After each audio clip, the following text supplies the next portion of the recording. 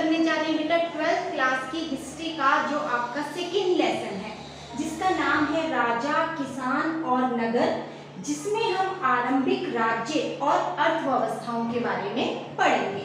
और बेटा अगर आप देखोगे तो यहाँ पर एक समय दे रखा है इसमें कि इस दौरान हम 600 ईसा पूर्व से लेकर 600 ईस्वी के बीच जो कुछ घट रहा था उसका अध्ययन करेंगे। लेकिन हम पहले समझ ले बेटा इस समय सीमा को कि हम किस समय सीमा को इस पाठ के अंदर पढ़ने जा रहे हैं। बेटा हम जो ब्रिटिश कैलेंडर यूज करते हैं तो उसमें ईसा मसीह के जन्म से पहले और ईसा मसीह के जन्म के बाद, ठीक है। तो यहाँ पर 600 ईसा पूर्व यानी ईसा मसीह के जन्म से 600 वर्ष पहले और उनके जन्म के 600 वर्ष के बाद, यानी कि कुल मिलाकर 1200 वर्ष का अध्ययन कर रहे हैं। अगर हम आज से बात करें कि आज हम कितने वर्ष पीछे जाने वाले हैं अपने इतिहास में, तो बेटा अगर हम 2021 में हैं तो हम 2021 से पीछे चलेंगे, ठीक है। तो 20 साल वो 21 साल वो हो गए, फिर 6 और हो गए, यानी कि 2700 वर्ष पहले, ठीक है। 2700 वर्ष पहले के इतिहास का हम अध्ययन करेंगे, लेकिन पूरे 2700 वर्ष का अध्ययन नहीं कर रहे हैं हम लोग, 600 वर्ष ईसा पूर्व और 600 ईस्वी के बीच, ठीक है। यानी कुल मिलाकर 1200 वर्ष का इसमें अध्ययन करेंगे। आपको याद होगा बेटा मैंने आपको फर्स्ट चैप्टर करवाया था जिसमें हड़प्पा सभ्यता के बारे में पढ़ा था, जिसकी समय सीमा थी 2600 ईसा पूर्व से 1900 ईसा पूर्व के बीच, ठीक है। तो इस चैप्टर में आने से पहले हम थोड़ा सा और जानेंगे कि इस चैप्टर में इस पार्ट को जो शुरू करने से पहले क्या हो रहा था। जैसा कि हम जानते हैं कि हड़प्पा सभ्यता से पहले भी एक और सभ्यता थी जिसको हम वैदिक सभ्यता कहते हैं, और जिसका जो समय था वो था 1500 ईसा पूर्व से 600 ईसा पूर्व के बीच रही थी वैदिक सभ्यता। लेकिन हम इसको दो भागों में बांट देते हैं, ऋग वैदिक काल और उत्तर वैदिक काल।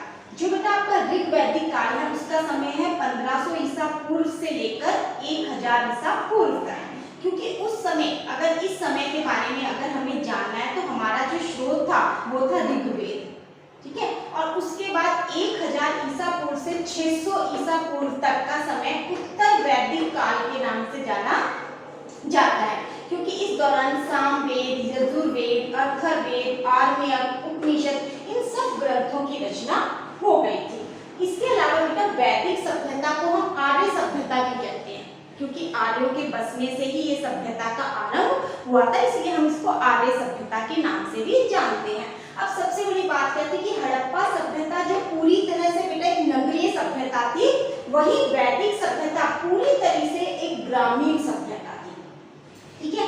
तो अब हम इस पार्ट में शुरू करते हैं अपना 600 ईसा पूर्व से 600 ईस्वी के बीच। अगर आप अपनी बुक में देखते हो तो आपका सबसे पहला कंटेंट है बेटा वो लिखा हुआ है प्रिंसेप और प्रियदर्शी। तो आइए हम जानते हैं कि प्रिंसेप कौन था और ये प्रियदर्शी का क्या अर्थ है। सबसे पहले बात करते हैं James Prinsep. James Prinsep east India company का एक कर्मचारी था, और उसका क्या योगदान रहा, तो बेटा सबसे बड़ी बात है कि उसने ब्राह्मी और खरोष्टी लिपि का अर्थ निकाल लिया था। जैसा कि आपने पहले फर्स्ट चैप्टर में पढ़ा था कि हमें हड़प्पा सभ्यता में जो बेटा लिपि है वो उसे हम आज तक नहीं पढ़ पाए, वो हमारे लिए रहस्यमय है, इसलिए हम हड़प्पा सभ्यता के बारे में ज्यादा नहीं जान पा रहे। जो चीजें हमें मिल रही है वो सब हमने अनुमान लगाया कि हड़प्पा सभ्यता में ऐसा होता होगा।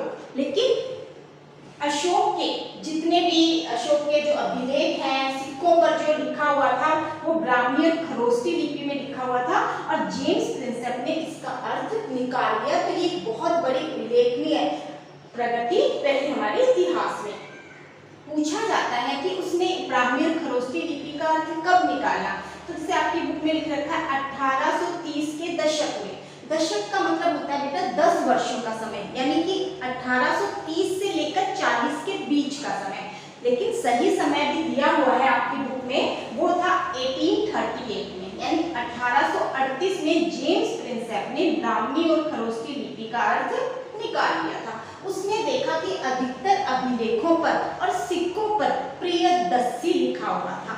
अब प्रियदर्शी का मतलब क्या होता है बेटा, प्रियदर्शी का मतलब था मनोहर मुखाकृति वाले, यानी मनोहर मुखाकृति मींस अट्रैक्टिव, ठीक है, जिसको हम इंग्लिश में प्लेजेंट टू बिहोल्ड कहते हैं। और देखा कि कुछ अभिलेखों सिक्कों पर अशोक का नाम खुदा हुआ था और बौद्ध ग्रंथ के अनुसार भी अशोक उस समय का सर्वाधिक शक्तिशाली राजा था। तो इसका मतलब ये हुआ कि ब्राह्मण खरोष्टी में जो भी अभिलेख हमें मिले, ठीक है, वो अशोक के समय के थे और इसको पढ़ पाने में सफलता मिली थी जेम्स प्रिंसेप को, जिसकी वजह से हम बहुत कुछ अपने इतिहास को जान पाए। तो चलिए बेटा अब आगे चलते हैं। आगे का टॉपिक है आपका प्रारंभिक राज्य, ठीक है।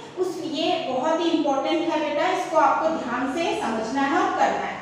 उसमें क्वेश्चन आता है कि 6वीं शताब्दी ईसा पूर्व को एक महत्वपूर्ण परिवर्तनकारी काल माना जाता है, यानी ये हमारी हिस्ट्री का एक टर्निंग पॉइंट था। 6th सेंचुरी को इंडियन हिस्ट्री का एक टर्निंग पॉइंट माना जाता है। क्यों माना जाता है? क्योंकि इस दौरान आरंभिक राज्यों और नगरों का उदय हो रहा था। लोहे का बढ़ता प्रयोग, जैसे कि हमने देखा था कि हड़प्पा सभ्यता में लोहे के बारे में जानकारी नहीं थी, उन्हें लोहे का आविष्कार नहीं हुआ था, लेकिन इस समय लोहे का आविष्कार हुआ और उसका प्रयोग दिन ब दिन बढ़ता चला जा रहा था। सिक्कों का विकास, बौद्ध व जैन सहित विभिन्न दार्शनिक विचारधाराओं का उदय हुआ था, यानी कि बौद्ध धर्म और जैन धर्म दो नए धर्मों का उदय हो रहा था, जिसके बारे में हम 4th चैप्टर में बहुत डिटेल से पढ़ेंगे। उसके बाद है 16 महाजनपदों का उल्लेख है। अब ये महाजनपद क्या था? ये महाजनपद आपकी बुक में एक वर्ड लिखा होगा बेटा, जनपद, ठीक है। अब देखो, जन का मतलब होता है लोग और पद का मतलब होता है पैर, यानी लोगों ने जहां पैर रखा, जहां वो बस गए, उसको जनपद कहा जाने लगा। और समय के साथ ये जनपद, कुछ जनपद ऐसे थे जो समय के साथ बड़े होते चले गए, शक्तिशाली हो गए, उनको नाम दिया हमने बेटा महाजनपद। अब कितने महाजनपद थे? 16 महाजनपद थे। जैसे अवंती हो गया, कौशल हो गया, कुरु हो गया, पांचाल हो गया, गांधार हो गया, इस तरीके के मगध 16 महाजनपद थे। और ये 16 जो महाजनपद थे बेटा, इनकी कुछ विशेषता थी, ठीक है। अब इनके क्या फीचर्स थे कि महाजनपद पर एक व्यक्ति का शासन होता था, यानी एक ही व्यक्ति राजा होता था, जबकि हम देखते हैं उन दिनों जो गण और संघ भी थे, यानी गण और संघ जिसमें कई व्यक्ति मिलकर शासन करते थे और गण और संघ का प्रत्येक व्यक्ति राजा कहलाता था। वैसे भी गण और संघ का मतलब होता है बेटा ग्रुप, ठीक है। अब आपने भगवान महावीर और महात्मा बुद्ध का नाम सुना होगा, उनके जो पिता थे वो भी इन्हीं गण और संघ के राजा थे। इसके अलावा दूसरी विशेषता ये थी कि हर महाजनपद की अपनी राजधानी होती थी जो किले से घिरी हुई होती थी, यानी सुरक्षा की दृष्टि से राजधानी को चारों ओर किले से घेर दिया जाता था और इसकी सुरक्षा के लिए एक विशाल सेना तंत्र की भी आवश्यकता शुरू हो गई थी। इसके अलावा यही वो समय था जब ब्राह्मणों ने धर्मशास्त्र ग्रंथों की रचना करी थी।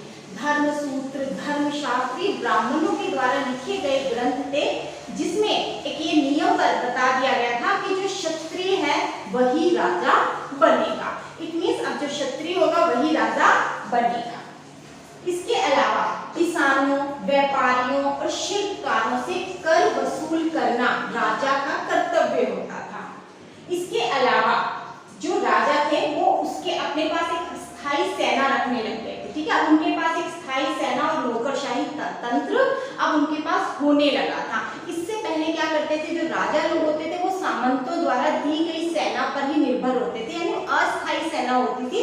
लेकिन अब महाजनपद में अपनी एक स्थायी सेना भी होने लगी थी। इसके अलावा संपत्ति जुटाने का एक वैध उपाय ये भी माना जाता था कि राजा पड़ोसी राज्यों पर हमला करके उसकी संपत्ति को क्या करता था, छीन लेता था। इसको बुरा नहीं मानते थे, ये एक वैध उपाय था।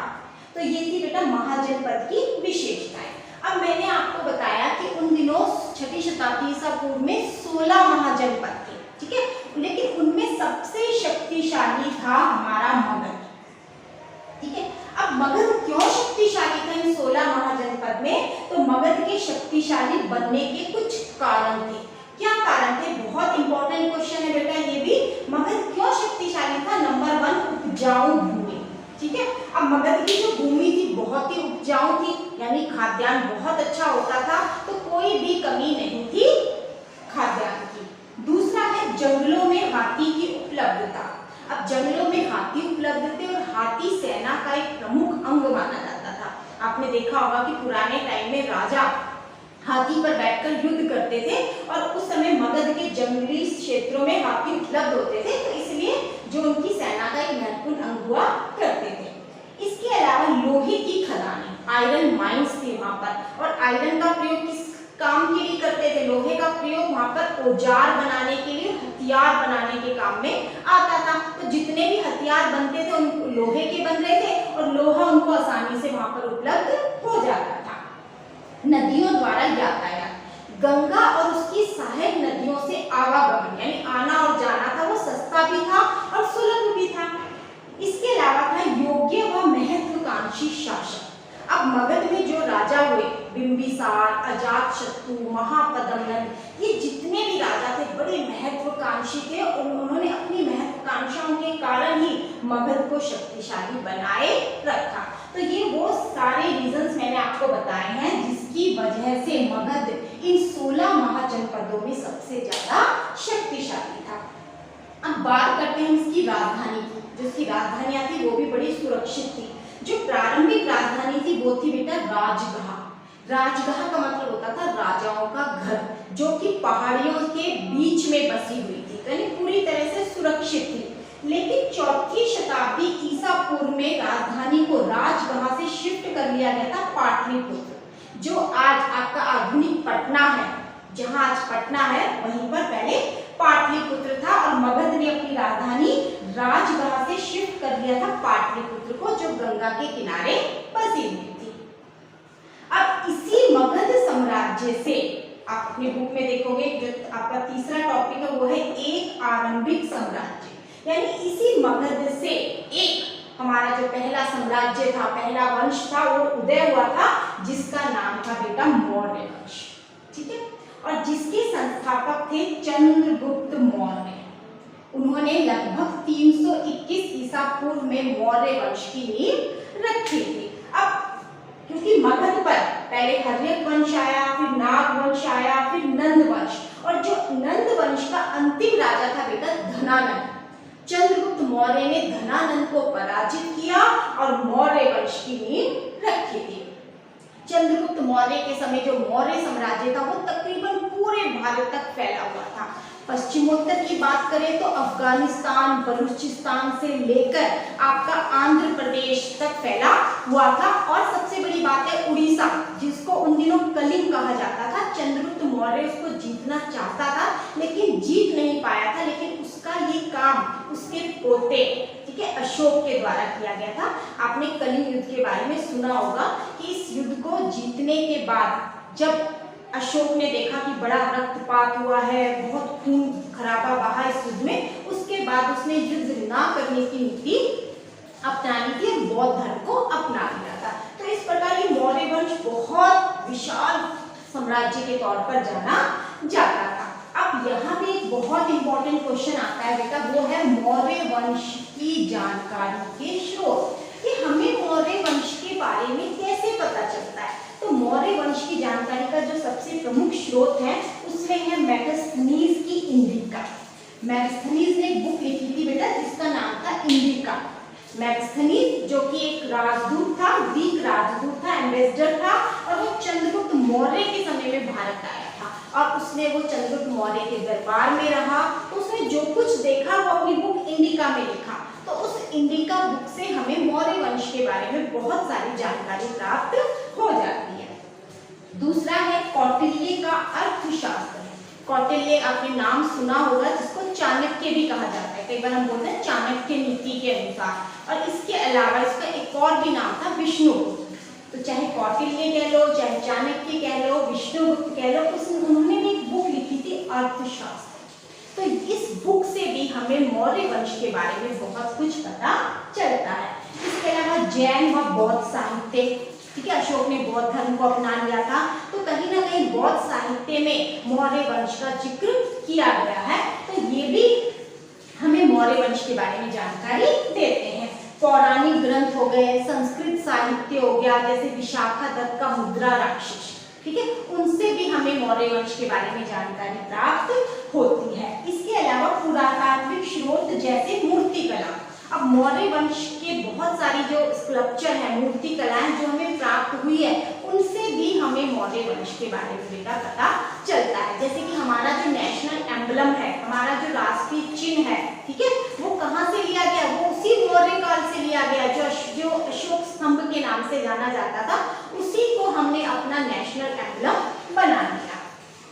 इसके अलावा जो सबसे इंपॉर्टेंट स्रोत है वो है बेटा अशोक के अभिलेख, ठीक है, अशोक के जो अभिलेख है उनसे भी हमें मौर्य वंश के बारे में पता चलता है। अब ये अभिलेख शब्द हम देख रहे हैं कि यहाँ पर भी प्रयोग हुआ है।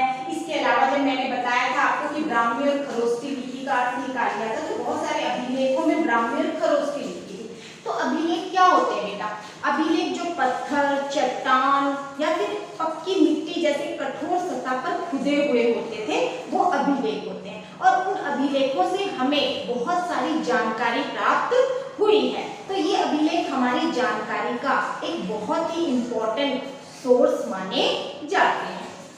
अब हम बात करते हैं बेटा एक और चीज जो हम पढ़ रहे हैं उसमें, वो आता है धम।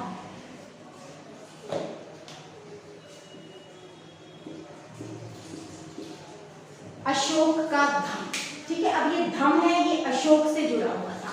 तो यहाँ एक क्वेश्चन आता है, क्या धम कोई नया धर्म था या फिर ये बौद्ध धर्म ही था? क्योंकि जैसे मैंने आपको बताया था कि कलिंग युद्ध के बाद अशोक ने बौद्ध धर्म को अपना लिया था। तो ये आता है कि धम है क्या? देखो बेटा, धम कोई नया धर्म नहीं था।